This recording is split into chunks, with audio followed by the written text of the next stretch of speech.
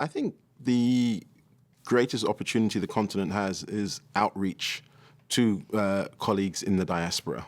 And I'd build onto that, descendants of colleagues in the diaspora, because I think there's a huge pool of talent and expertise that we're not taking full advantage of. I don't even think we're scratching the surface. I think we are looking at it from through a very developmental lens, and I don't think it's a developmental opportunity. I think it's a real business opportunity to start effectively onshoring a lot of your best talent to grow your economy and pursue your economic goals.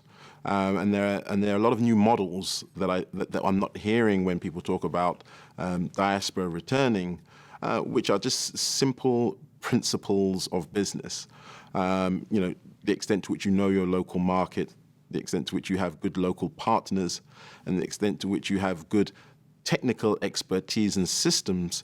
And I think the diaspora are very well placed to better understand the local risk and bring companies and capital and partners back to the continent and grow businesses. If you look at some of the young men, some of the new billionaires in the continent are ones that have been raising a lot of their money on the London Stock Exchange.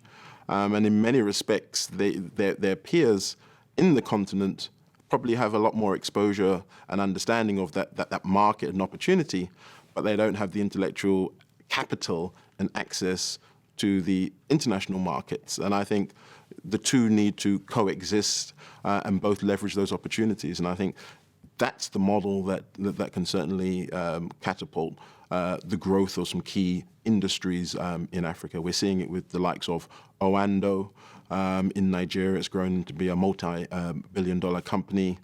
You see some MIT grads and some Harvard grads going back into East Africa, setting up very well-structured, effective, growth-oriented Pan-African ICT and consumer play businesses that are very exciting.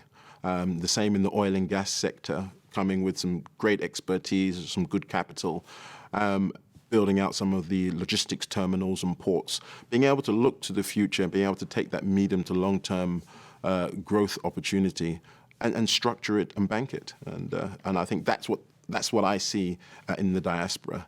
The brain gain is a natural consequence of that. So I think that for us, that model is really what's exciting.